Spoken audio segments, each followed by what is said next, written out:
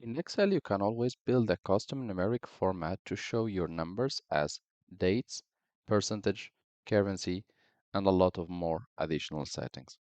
To do so, select the concerned cell or an entire column or row, and the next step will be that under Home button, you are going to click on Numbers on the arrow next to it and click More Number Formats.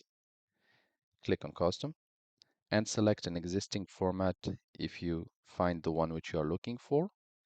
Otherwise, select 0.0, enter